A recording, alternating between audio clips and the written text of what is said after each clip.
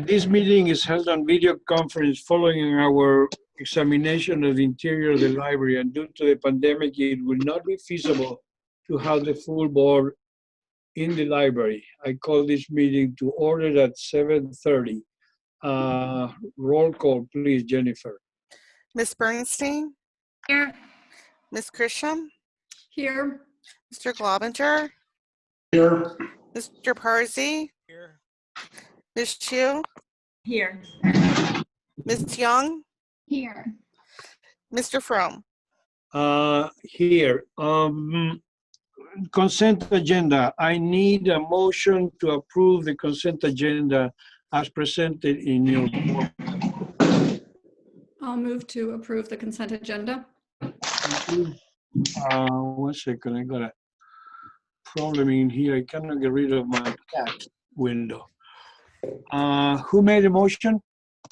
I did, Maura. Hi, Maura, Christian. thank you. Second, I'll second. thanks, Abby. Roll call, please. Ms. Bernstein? Yes. Ms. Christian? Yes. Mr. Globinger? Yes. Mr. Parsi? Yes. Ms. Chu? Yes. Ms. Young? Yes. And Mr. Fromm? Yes, thank you. Phil, is there any public comment? I'm doing the public comments. So far, no one has written anything, Carlos, but if anyone does, I will alert you and read it out into the meeting. Perfect. Staff reports now, please.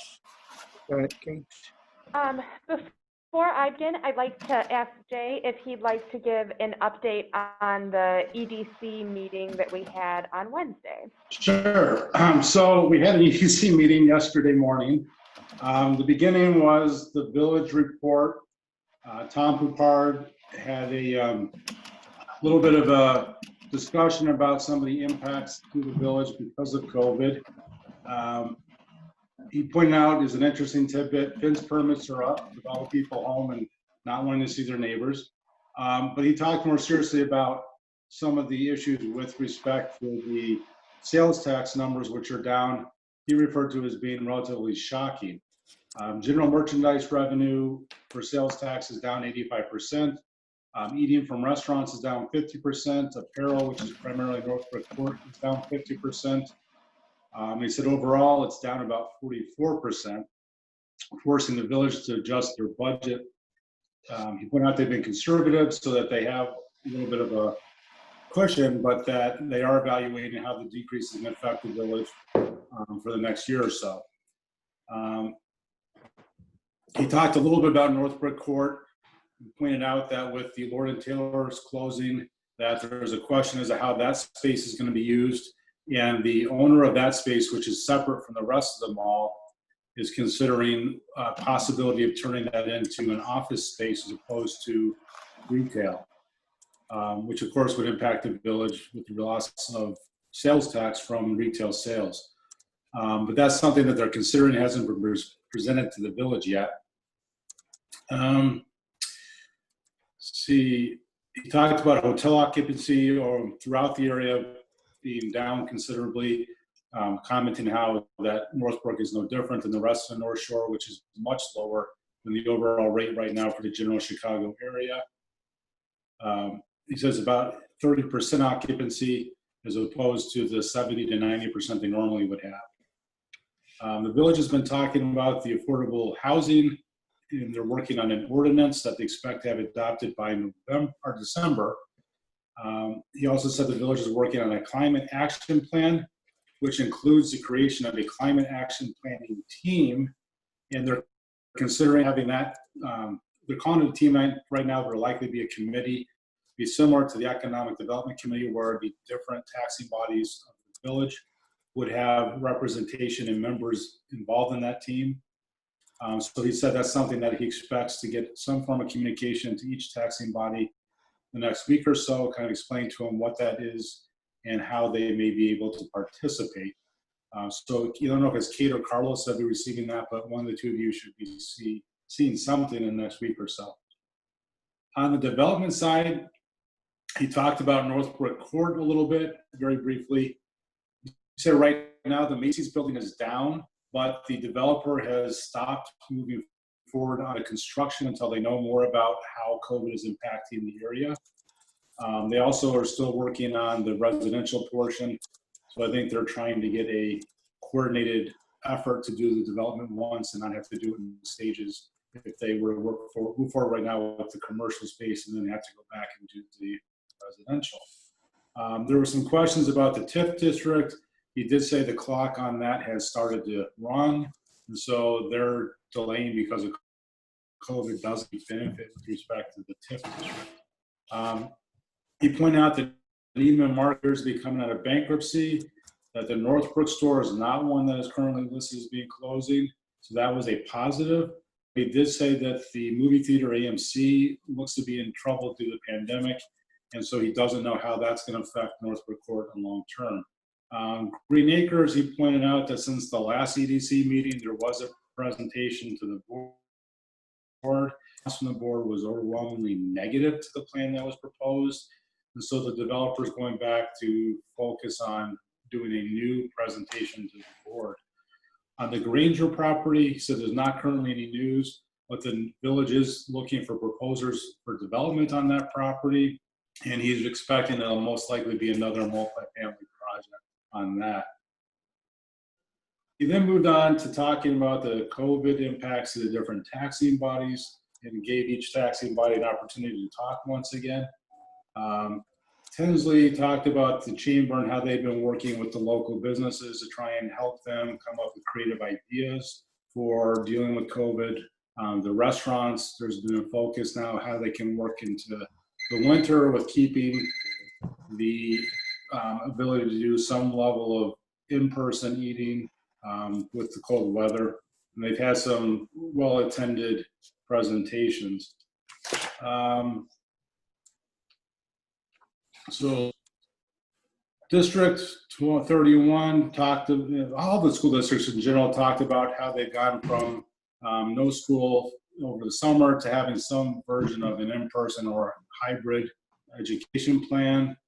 Generally, they've talked about having good feedback. They've all spent a fair amount of money, like the library and PPE, and also more than they expected or budgeted for on staff to deal with some of the issues with having to do a lot of spacing and adjustments to class size. There weren't many reports of having issues with COVID in terms of staff or students from the different boards. Kate talked about the library and how the library is reopened with the reduced capacity. She talked about the checkouts and the curbside and the door count being down about 85%. She spoke about the virtual programming and the homebound delivery. She also talked about ebooks and downloadables being up. So that was one conversation. Then after that, there was conversations about the sales tax issue, property tax issue with the reassessments. So there was a little bit of discussion about how with the new assessor, he's trying to reevaluate the relative values of commercial and industrial versus residential to try and get it to the more historical Cook County of a higher level of commercial and industrial versus residential. There was a little discussion though, however, about how in Northbrook, over the past 20, 30 years, we've seen the values of houses increase, and that's been part of what's offset the industrial and commercial, resulting in the housing being a little higher percentage. Long term, not clear how Northbrook will fare if we start seeing more of the industrial space converted to residential, like we're seeing with what's going on, like with Granger, with Northbrook Court. So there may be more of a focus in our village of seeing a higher level of property tax overall, even with some of these changes. Sandy had sent a letter to all of the different village commissions and committees asking them to reevaluate their purpose and report back to the board as to whether or not they consider themselves to be necessary or whether or not there needs to be some adjustment in their purpose. There was a somewhat small or brief discussion about the EDC. The overwhelming majority of the people seem to think that there still is a purpose. At the very least, it serves as a forum for the different taxing districts to come together and kind of report to each other basic economics and also learn more about the economic development village and be able to use that to reflect to their respective boards. I think that was the majority of the end of it. Tom talked a little bit about the Cedar Lane issues with the village looking at redeveloping or redesigning Cedar Lane to address some of the speeding issues. And one other thing I would point out is, I don't know if you guys received the letter yet, but I got a letter in the mail from the village today pointing out that the annual dinner for the village to thank everybody has been canceled this year. So that's all. Kate. All right. Thanks, Jay. Always, Jay. That's such a good summary. In terms of my report, I'm, of course, always happy to answer any questions for what was in my report. I just wanted to point out a couple things. One, just a reminder that I'm going to be on vacation in lovely Galena, Illinois, in November. You're probably, why Galena? It's in Illinois, and instead of 18th wedding anniversary happening in Scotland, we were hoping we're going to Galena. So yay. It'll be nice. And then I want to give everyone an update. As you know, we have our joint program with 11 other area libraries, bringing in Ducky on 9th at 6 p.m. We started publicity on Tuesday. Hopefully you guys all got the emails with that information. As of this morning, 200 people signed up, 450 of which are from Northbrook. So obviously there is interest. We have had some people, of course, that are not happy. And you'll see that in next month's. There has been a lot of interest from the community and Protees, which is why why we joined with them. If you are interested, you can still sign up. We originally had the cap at 3,000, and given how quickly it has, registered, Highland Park Library, which is hosting the Zoom meeting itself, is looking at upping the amount to 5% we command that's coming. Then again, with the replan update, nothing really new to report, although we do have our new cold weather setup for the doors so that our monitor who checks for masks can start being inside the building so that they don't freeze over the winter. And I'm happy to answer questions. Okay, anybody has any questions? Just one, we should note the fact that it's a voting site this year. Do we need anything, or has it always been a voting? Has a library? We're not a voting. Oh, We're not a site. there's this information going around then. It was I got a long time ago. There's a lot of people saying, oh, my voting site has changed. I used to always vote at the village hall and I'm voting at the library now. We have not been at a voting site. We've not to be a voting. Look into that. Where was they will this? ask you to put a box to receive This wasn't for early voting. This is actual election day. It was something where you click on vote. And I'm to find what. Is it on Nextdoor North, do you think? Or Facebook? I found it on Facebook. It wasn't a Facebook link. It was like a county thing, I think. I will find it. Because I shared it with people saying, like, your voting place may have changed. Okay. Hey, could you look into this? And I have it written down, Carlos. I will look into it and report back tomorrow. thank you very much. Let's go to Anna about the boiler. The new equipment is expected to be delivered next week, and Mechanical Concepts have the contractors on call to come in immediately and install the new equipment and the controls. Are you gonna block the driveway for the crane or something? No, it's nothing like that. It's just a small piece of equipment. Nothing Okay. needs to get blocked. It's all done in the room. Okay. We are going to 6.2, the equity, diversity, inclusions. Need a motion to either accept, approve option 2 or 3 and use it for both the internal and public facing communication, or motion 2, approve resolution for internal use, and option 2 or 3 for public or facing communication. What do you guys want?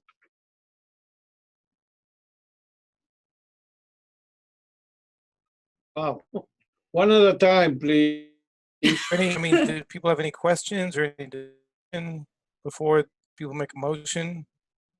Well, I would say that I thought that having the board's purpose is internally adopt the resolution, and then using either 2 or 3 as the public facing was the idea. I thought that worked.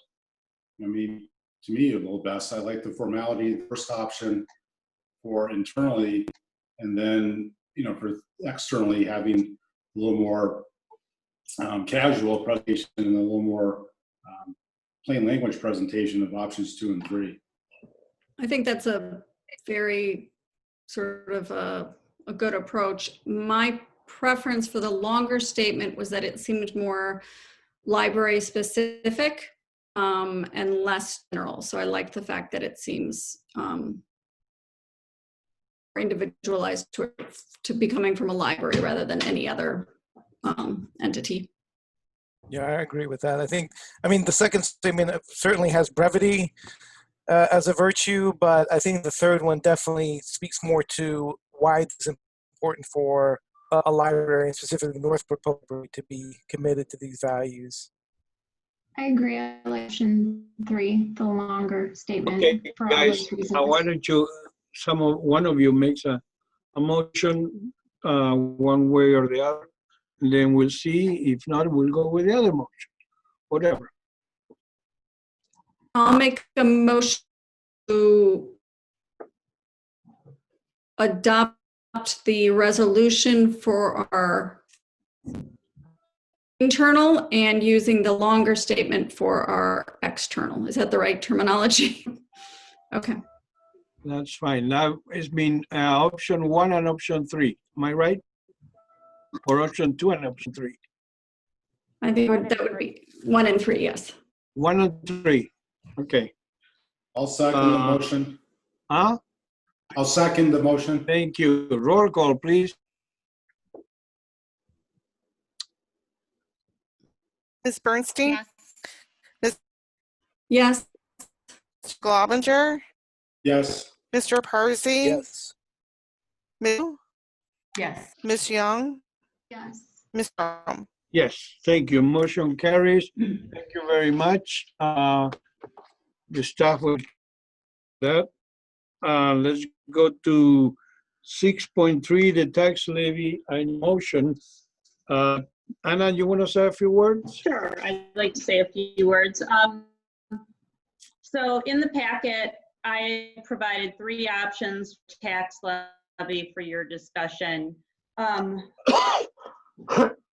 The first option, which is the darker blue highlights, that shows the total levy being kept flat year over year. And what this one is doing is that it is reducing the general fund tax levy and increasing the debt service tax levy because of the bond issuance in November of 2019 to keep us flat. The second option is represented by the green highlighted numbers. And what that's doing is it's keeping the general fund tax levy flat year over year. And this shows a 1.6% increase in the tax levy. And this is the option that we are recommending, because based on the current conditions, we know that we can continuing offering services in a safe environment with this kind of financial backing. And then the last option I showed was the light blue numbers, and that means the total operating tax levy remained flat.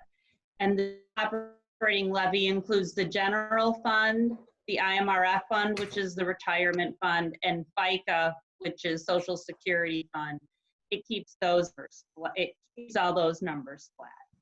So I don't know if anybody, oh, and that is a 2.6% increase operating tax levy, or in the whole levy. So I don't know if anybody has any questions about the information that I presented. Can I ask a question, Anna? Yeah. So, so you're saying that you're recommending the 1.6 because that's going to be enough to sustain us? Yes. Okay. And I'm looking back at the past numbers, and my recollection was it was always around 3%. But I don't remember 2019. Why is that negative? I don't. That's because the debt service levy went down, Abby. Okay. And because we had paid off a bunch of the debt, and the debt that we took out last year, you know, we didn't have that payment. Okay, because in the past we were at, you know, around 3%. Looks like a 4%. So that's just. But we're also trying. I mean, we're by only raising it 1.6%, Abby, we're also trying to take into account the economic situation. Right. No, that's what I'm trying to measure. Yeah. Both of those things. That's why we kind of feel like if we keep operating the general fund levy flat, we will be able to offer services in a safe Right. I'm trying to make sure that my understanding of what we've done in the past, which is around 3%, this is about half of that, but yet it's still enough to sustain us and provide all the services. Yeah, because we're not going to be offering, you know, right. Usually we're trying to offer new services or more programs, and we're not going to be able to do that in the current environment. I mean, people can't even, you know, we're not even allowing lots of people into the library right now. Abby, Yes. All three proposals are okay. All three proposals will keep the library open without any problem. The question is, as citizens, what do we want? And based on why we are doing whatever we are doing. After hearing what Jay said, and after hearing from other, the assessing of the businesses, I just saw an assessment, I think that Kate saw it too, for Bernhard Woodworking that went from 600,000 to $1.4 million. That's doubling the assessed valuation, and since our taxes depend on that, on the assessed valuation, this guy's gonna get a hit, and like him, many other businesses in town are gonna get a hit, and we are losing businesses as we speak. It's expected in the country that 45% of all restaurants will close, and that is from the industry, the Restaurant Industry Association. We are also and we are just about a mile. Industrial park, our industrial park is about a mile from Lake County. If they move, we lose them.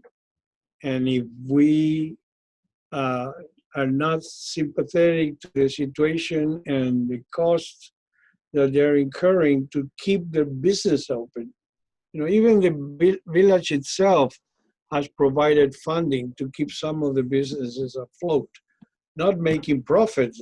Forget about that, just to stay afloat.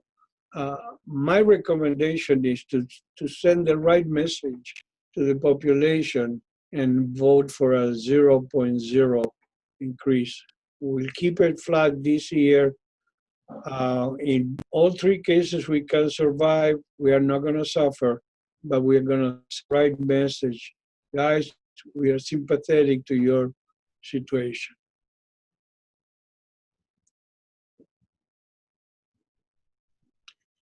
If you have a motion, I would like to hear it.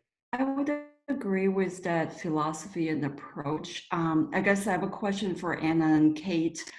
So if we keep it 0%, then since we're increasing the debt service, which means that you're effectively taking a 200,000 reduction in operating budget, and how would you do that, and how comfortable are you doing that? It's always challenging, right? When we're taking a $200,000 reduction, there are things we can do. You know, Anna mentioned programming. We're not doing as much programming, but we've certainly had to buy more technology as a result of the pandemic. What we bought will hopefully sustain us. We won't have to do this, you know, significant outlay next year, but you know, certainly the PPE safety stuff is something that is going to continue to go up. That comes from our supply line. And there are things that we just don't know about right now that are fixed costs, right? Like utilities, insurance. And so we have to work around them. So that means we have to look at the lines that we can cut, things like materials, programs, personnel. We would need to cut any staff at all. But it might mean we might not be able to give them any increases next year when they've been working really during all of this. And that's challenging then, because then you start having people, you know, then the staff don't feel recognized for their hard work. And they think, gosh, is this really what I want to work at? And then deal with the staff turnover. I mean, Anna, I don't know if you have any other areas that you think that we would have to, we would cut in. I mean, we'd pause, like maybe not do any furniture purchasing next year, right? But then that means then we're delayed in our furniture replacement that we do, things like that. It wouldn't pause any of the capital projects because those are a separate fund, right? It's all the operational costs.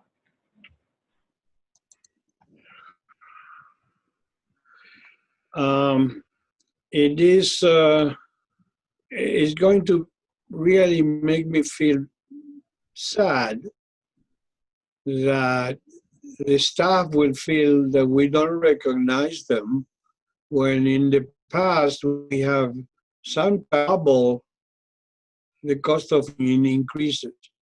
I see here a 6% increase, a 5% increase, a 6%, a 1, 6%. So we have been generous in that sense. And but that is not the increase we get. The increase, which is very different. I understand. You want me to look at the levy, the staff increases? We certainly can.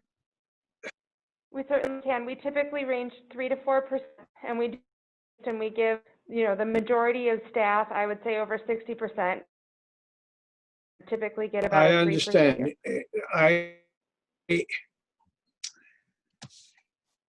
I'm sorry that you feel that the staff isn't gonna feel bad about this, but we are in this all together, and the population is maintaining the library.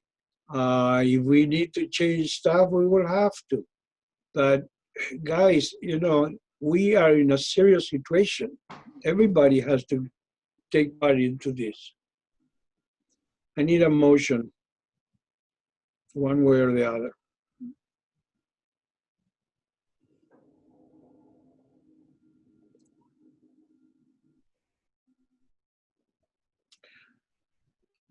Okay. What is our timing on making this decision?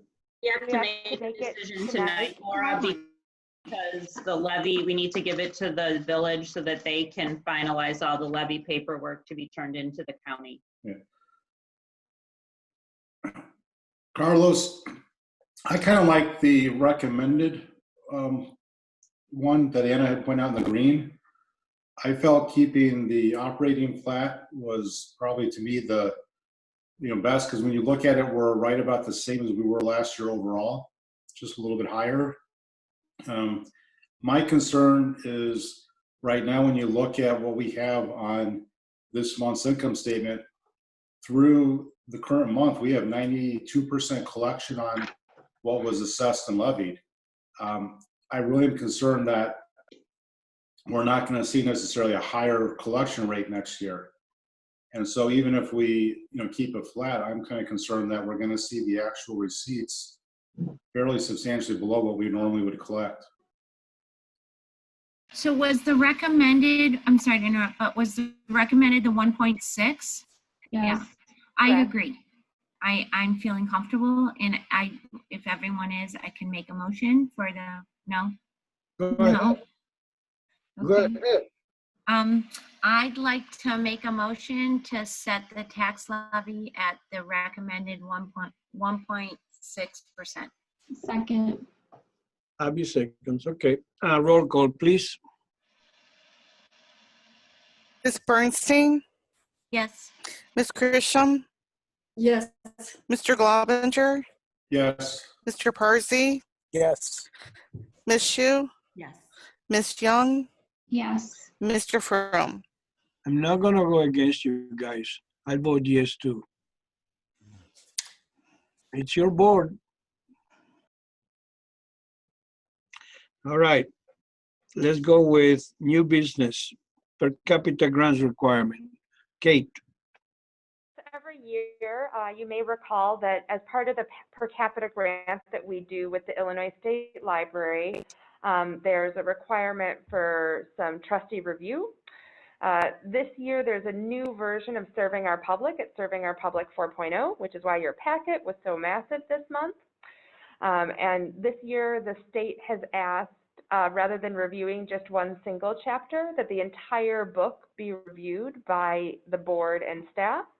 So we've done the staff review piece with the management team, and now we're doing the board review. I included the checklist for each department in the spreadsheets that were found after the chapters, but just wanted to kind of point out two areas that I felt that I wanted to draw the board's attention to, and then would be happy to answer any questions on any of the other checklist items. In Chapter 2 on governance, there were two things that we fell a little short on. One was library board members participate in local, state, regional, and national decision-making that will benefit libraries. I think it's fair to say without any doubt that this board is very involved locally, but not at the state, regional, or national levels. And so that is something I wanted to toss out and see if there would be any interest by any board members, whether that is being more involved with RAILS, with the Illinois Library Association, the American Library Association, United for Libraries, which is the trustee division of it. There's a trustee forum with the Illinois Library Association, and I'd be happy to put together information if someone would be interested in taking a stance or getting more involved at a higher level. Go ahead. I would be interested, but I would love your guidance on where to focus, and maybe that's a lot of different organizations. Sure. So if you have some recommendations. We were talking about since Rails is local, it may be a regional. But they're regional. It's close by, or you mean it's? They're in Burr Ridge. The meetings are currently all virtual. They have a satellite location in Vernon Hills, and then the main office. How often do they meet? The RAILS board meeting meets once a month. They actually are currently putting together an EDI committee made up of member libraries. So in case, if you wanted to get involved there or on the RAILS board, but Abby, we can talk offline. Thank you, Abby. That would be great. That would be nice. Okay. And then the other section, the other item for Serving Our Public in the governance chapter 2 was that the library has a written succession plan focused on both internal and external talent development to fill anticipated needs for library leadership and other key personnel. This is a new requirement in this one. We do not have a written succession plan. We certainly do, encourage our staff to develop and give them opportunities to do that, but we don't have anything written, and I wanted to get the board's take on whether you felt like that was something you would like me to spend time working on. Okay, any questions? Just a clarifying question for Kate. So Kate, these standards, is this, I haven't seen this before. Does this come up like on a regular basis? So once a year with the per capita grant, we usually look at one of these chapters. Oh, I see. So, okay. So like last year, I think it was the personnel chapter. I see. Right? Okay. So okay. So that's why. Okay. But like this yes no thing, it's because of COVID, I guess, right? Yeah, and so we have a lot more no's this time with the COVID column because of COVID. Yeah. Okay.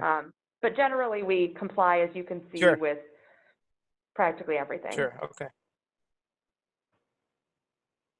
And I'm happy to answer any questions on any of the other items that we said no to on any of the checklists. I know this is a lot of information. Okay, on the succession plan, is that focused primarily on what you would consider to be kind of the executive level employees, or is it the entire staff that we're supposed to be focusing on? Jay, that's such a great, insightful question, and I wish I had an answer that I could give you. The fairly vague on that. They just say they have one. Usually they are talking about the higher level. I would say that to me it makes sense to do anything in a management team or even just, the admin team. So thinking of like Lori, Anna, Brody, and I'm surprised I don't know this question yet, but who prepared?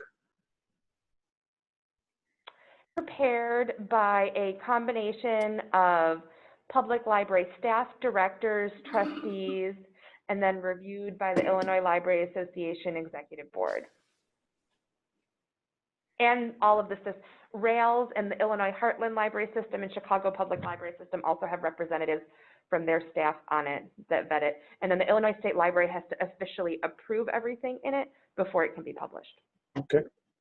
Excellent. Thank you. Let's go to point 7.2. Can I just clarify then, Carlos? Sure, Do you guys want me to suspend? I think so this falls under your discretion on this one, I would say. I could see doing it because of the fact that we're in a pandemic, and if there was like an extent one had to have, it might be helpful. But I would say I would leave that up to your discretion whether or not you. My feeling is you should not load yourself with more work. Yeah. Yes. That's Exactly. what you need to do now. When we have more time, when things are more calm, perhaps we can do a succession plan, work succession plan. But at this time, everybody's overwhelmed. I think the demand is from you. Okay. Agree. Staff Appreciation Week. Mm-hmm. Since we gave them a raise, we have to do nothing. We haven't given a raise yet. Carlos. That comes in the spring. Are we in Kate, the past? how far are you from Phil, please? Excuse me, Nora. Oh, sure. Well, I mean, I can see him on the screen. Phil is at his home, and I am at the library. So Are maybe you alone in that 20 room? miles? Are you alone in that room? I am. Would But you the door take is off your open. mask, please? No. Why? There is nobody else there. But a member of the public could come in, Carlos, and we have stipulated in all of our safety training that if you are not in a room with closed doors where you know no one else will come in, your mask must remain on, and I'm not going to violate the safety protocols that I myself help write. Close the door. No, I can't. We I can't do close that. the door because of the Open Meetings Act, Public. which requires the door to be open in order for the members of the public to be able to come in. Don't you like my mask? We got them from the village. You Okay, think I that have- everything that the village does is right? I got news for you. Giving us masks was pretty awesome. Yeah, So we were very yeah. happy to get those. Okay, Okay. let's go to Back- Staff back- Appreciation Week. I Guys, have an idea. Go for it. You know, in the past, we've always done food. I just don't see any possible way that we can do any kind of food. Yeah. So, and then I was thinking, well, can we give everyone a Starbucks card? And some people don't like Starbucks. You can't give anyone. So, I mean, I guess I was thinking like if we could put a certain amount for a donation from the board and let the library pick, you know, 2 or 3 charities that they wanted to donate to. I know it's not the same thing, but it, you know, that was just one idea. Any other idea?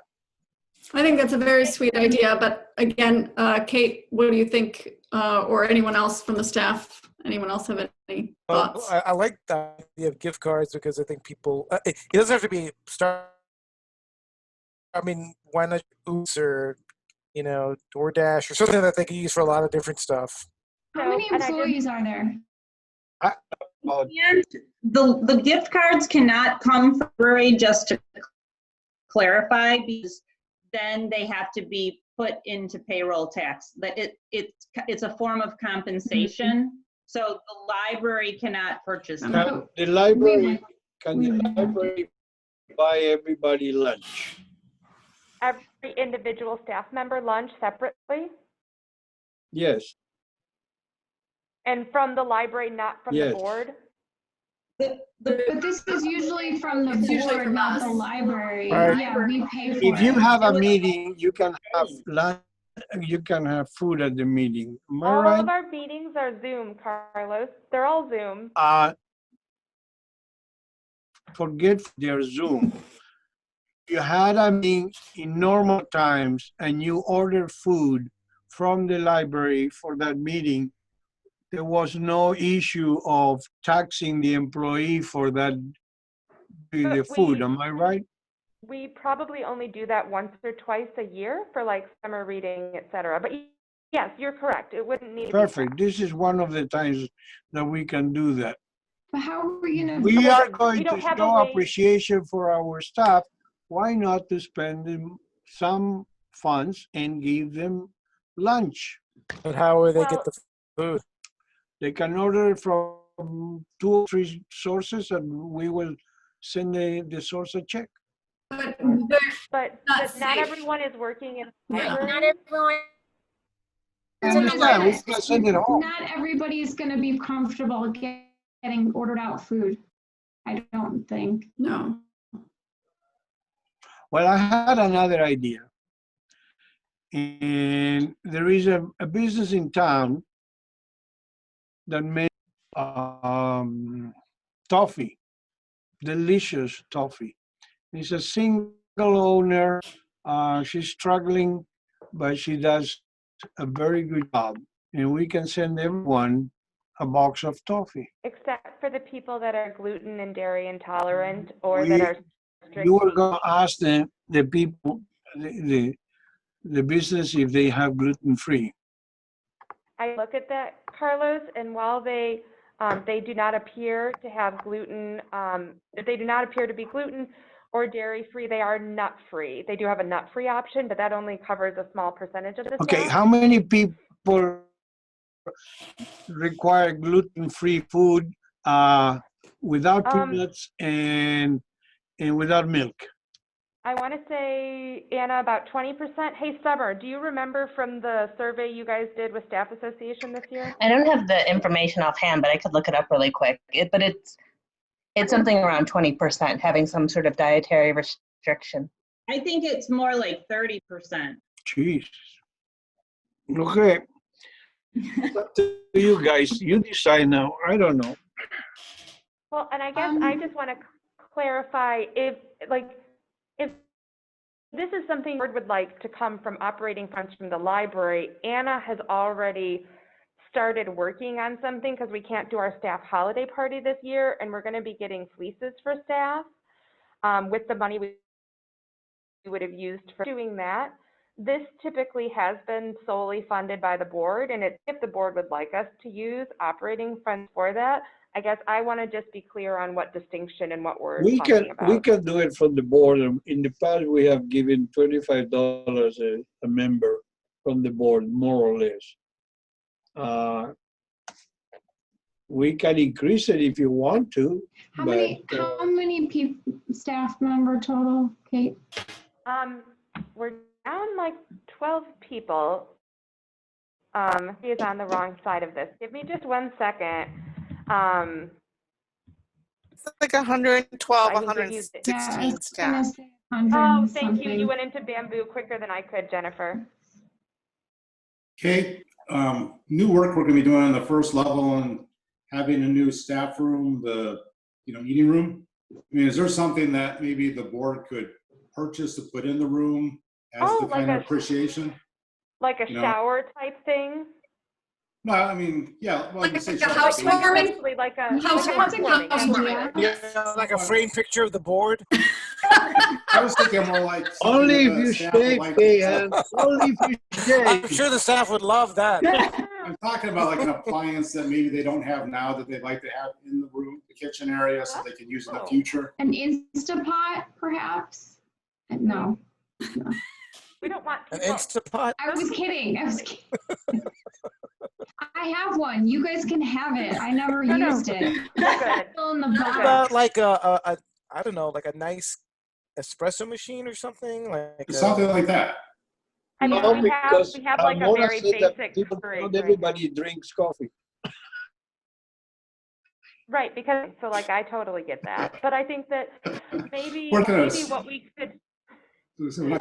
we could do though, Jay, to go along with what you're saying is maybe we don't decide today. Maybe I go back to the staff and say, hey, the board is interested in getting what ideas do you have? How about an Amazon gift card? We all can pool our money, give them an Amazon gift card, and they can buy something for the room. That way we can actually give it to them. But all right. Let's decide that Kate is going to ask the staff, and we will figure it out after that. Thank you very much. Let's go to restricted funds allocation discussion. Hannah, you got it. So over the years, money has been placed in a restricted account to be used for a purpose at a later date. I just kind of wanted to bring the larger amounts to the board's attention and ask how they would, if they had thoughts on how they wanted these funds to be used. Leaving it in restricted for a rainy day, move all of the funds to the capital improvement fund to be used on all of the projects that we're doing, or on a project by project basis, bring these funds up and ask if you would like to use some or all of them on that particular project. I like the idea of having an individual project basis. And if Anna, if you feel like one is appropriate for certain, like an upcoming project, if you would present it to us and we can vote on that, I think that would be good. And then we can have a good, like for the family or parties that donated, we can tell them this is where we're spending it on, and this kind of concrete. I mean, some of the funds have been in there for years, like even most of these funds have been in there prior to at the library 13 years ago. So, you know, other than the last one that I just received, and I don't know if any family is involved. I am in communication with the administrator from the bank. So, ask the staff, what else can we add to the library? And decide on one-time expenditure of those funds for something significant, like a car for the president of the board or something. We're legally not allowed to give, the members of the board are legally not allowed to keep any type of compensation for their role because it's 100% volunteer, Carlos. No kidding. You're telling me, after 21 years, you're telling me that this is volunteer and that it didn't cost me anything. Thank you. All right, guys. We are going to table that one until the staff comes up with some idea of what should we use in, what's the amount, the total amount, 200,000 or thereabouts, Anna? Well, right now it's 175 plus 50, 225 55. Okay, so it's a good amount, and I agree with Jamie. It should be used for a single purpose, something that we are not going to put on the budget, but it will be significant and it will improve the library, and everybody in the town will benefit. Am I right? So you guys come up with some ideas and we'll discuss them. Kate? So are you looking for us to do it like really soon, or wait until something kind of comes? Because I don't think it makes sense to just like create something just to spend Right. money. No, I agree. We'll hold until something comes up that is, significant. It would have been nice to use it for the collaboratory, but But we used the Pelts money for that. So we did use quite a bit. okay. For Well, that. let's wait on that. Jamie, you're right. Thank you. Let's go with agenda building for next month. Per capita grant application, RFID and circulation, renovation of bid presentation. How can we better support local businesses? Guys, we got a letter from a businessman in town that said that, Cook County, Lake County, and all the counties in Wisconsin are in the same situation as we are. But in Wisconsin, for example, they have decided that they can give a 10% discount for businesses so that they can bid 10% higher than everybody else and still get to win a bid. We cannot do that legally. We have to take the lowest bidder over $25,000. An alternative to that is if we parse the bids in the future to less than $25,000 each, then we have an opportunity to allocate the bid on merit to local businesses. Carlos, I want to remind you though that there's strict laws around that. I understand that. We need to be very, very careful. I understand if that was that. something. There are certain things we could pull out, can but decide how generally we we can't parse. do that. We can decide how we parse a bid. We can make a bid.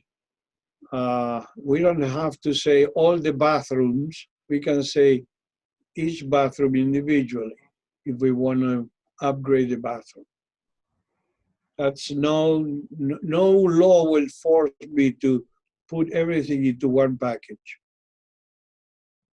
So I just want to have a discussion on how we can support our local businesses before we lose them. And if we lose 40% of our revenue goes away. I guess I'm confused. Is this a contractor that wants to be able to successfully get a bid in? Yeah, he said that in the past, they lost a bid to somebody from Wisconsin that came way under the average. And, we have to be sensitive to that. We do, but on the other hand, the money that we're spending is Northbrook's money. Right. So it would be irresponsible for us to take a higher bid just because they were local. It might be great for a Northbrook business owner, but it's not necessarily fair to the other 99% of Northbrook. I understand that, but if we are not sensitive and we just lose a local business loses a bid by 2 or 3%, then we are damaging our own population too. Remember, 40% of our revenue, of our levy, comes from businesses, and they are the least users of the library.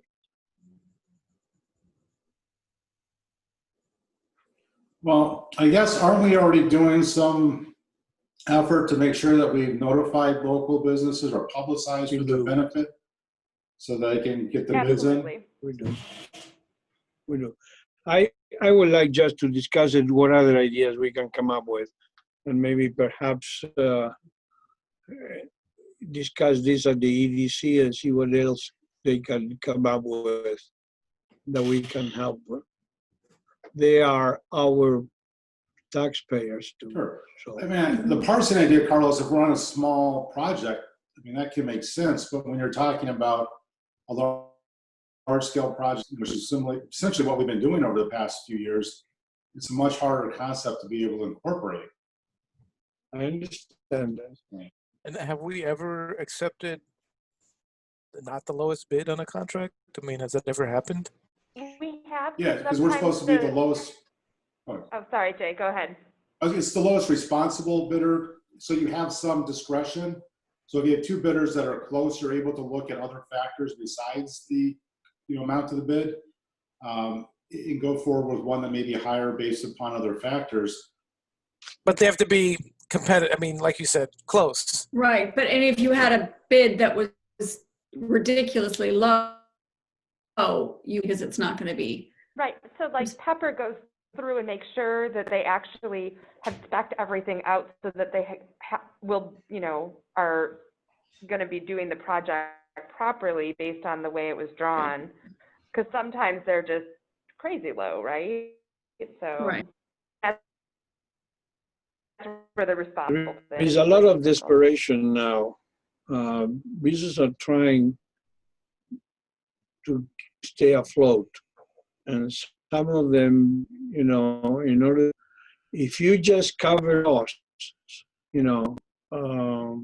every dollar after that, it goes directly to the bottom line. At this point, they are just trying to cover their costs. As a former businessman, let me tell you, when situations like that come up, it's tough.